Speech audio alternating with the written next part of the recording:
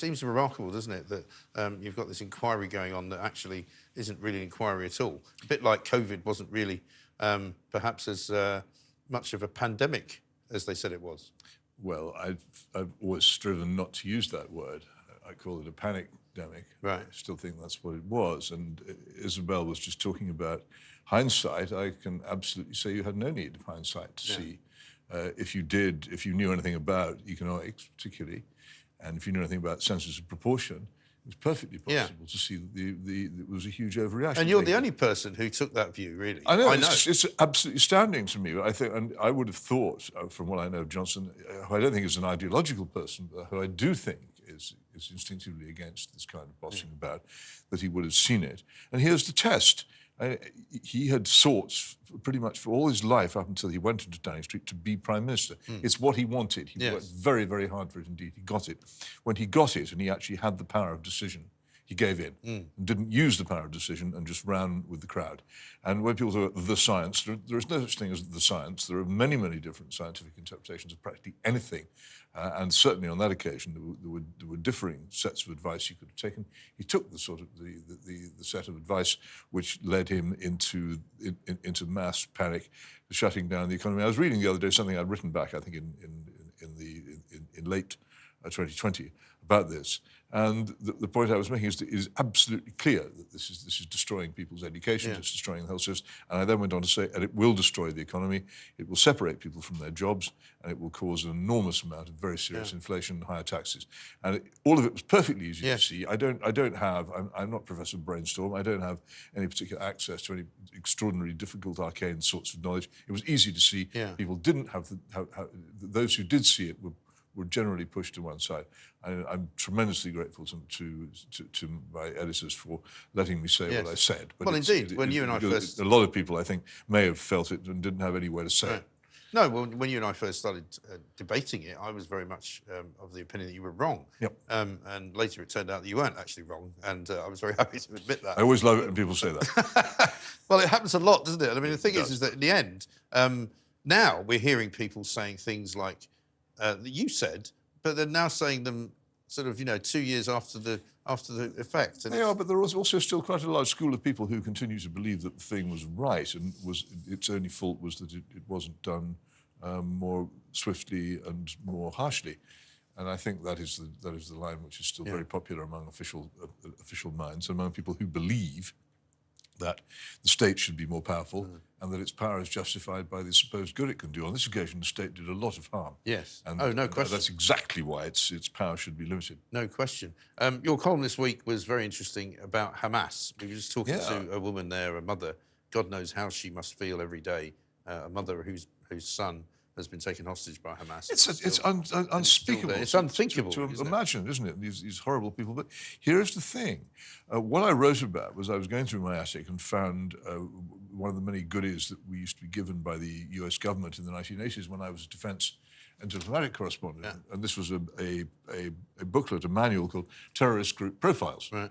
And it was a list of all the major terrorist groups of the world, including, I have to say, the Irish Republican Army and Yasser Arafat's Fatah. And this is 1988.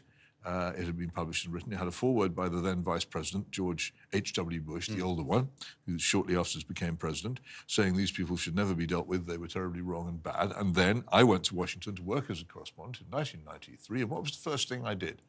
I stood on the White House lawn. It's quite funny for reasons I'll explain in a minute.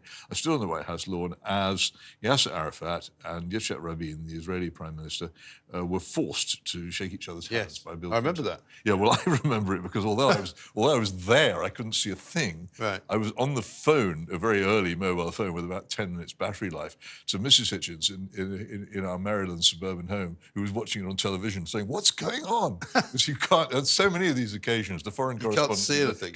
You can't get close enough. But it was. There's the picture. But I can say I was there when it happened. Yeah. I couldn't see it. And it was one of those great... It was a bit like that... I mean, although, again, I didn't really believe it, the Obama speech in Berlin about, ridding the world of nuclear weapons. It was one of those seminal moments, supposedly, where peace had broken out. But this is the thing people have to realise. The United States will say anything and do anything.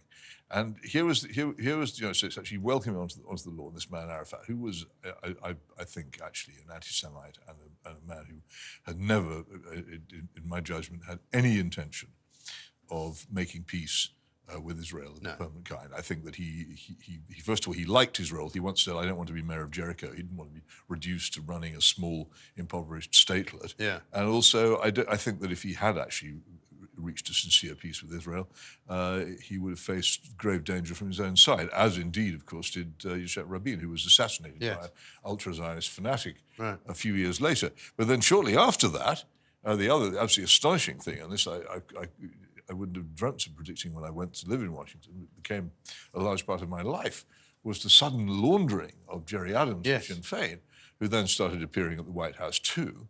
And I remember being called, the White House became aware of the fact that I was pretty cheesed off about this. And I got a call from a very senior official there who rang me up and said, "Why are you so worried?" I said, "Well, I think you should be paying a little bit more attention to the needs and desires of one of your greatest allies, Great Britain." And she said, she said, "Well, would you feel that's the same way about Serbia?" And I said, "But we're not Serbia." And I realized as she said it, and she realized as I said it, that actually that's what they thought. Yes. They thought we were Serbia. We were just a nuisance country, which might have been useful to them on the same side once, but now it was much more politically important, and mainly for American political reasons, for Bill Clinton, to actually make a deal with Jerry Adams and force Britain to make a deal with Jerry Adams. It's amazing. You know the size of the British Embassy in Washington, D.C. It's a small town. Yeah. And it's enormously influential, great dinners and everything. Suddenly they were completely out of the loop, didn't know what was going on. They made these stammered, hesitant protests, and the Americans just bulldozed past them. I don't care what you say. No.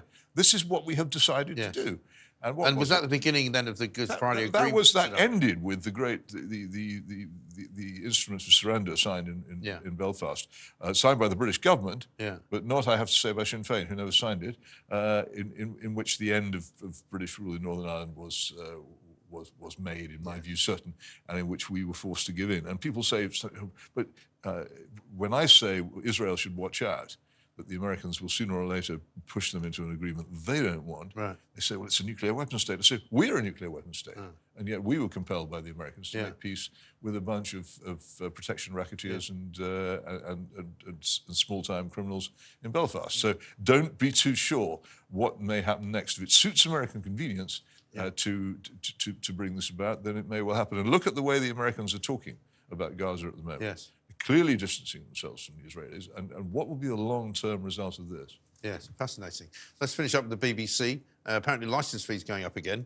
I don't know what the justification is for that. I don't know whether they've given any justification. Why are they putting the licence fee up when they know that they're under more pressure now, I think, than ever, to cut back on the expectation, at least, that it should all just be bankrolled by everybody? Well, I think a lot of people are ceasing to pay the licence fee. Yeah, they are. They aren't. I think they've lost $1 million or $2 million. Cancelled direct debits are, I think, quite a big problem. Yeah. People no longer feel that the BBC is as important as it was, and they get their broadcasting from other places, so they don't feel they ought to.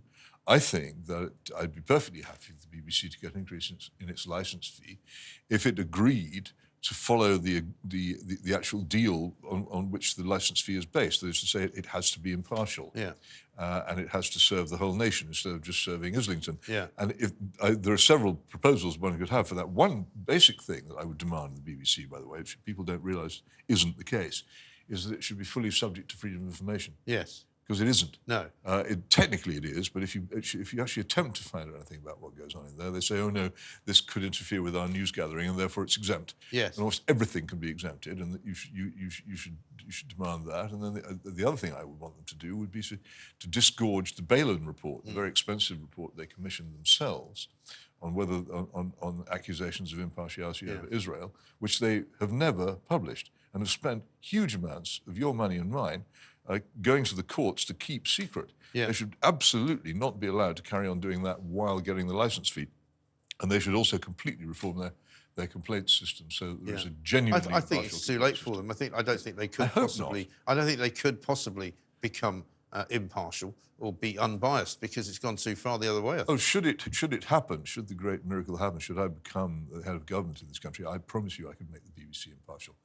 but you need to mean it. Yes. And the problem with the Conservative Party over the past many, many years is they haven't really understood or cared or meant it when they wanted to do anything about it. I think the BBC is a fantastically valuable institution. In many ways, I would love to preserve it.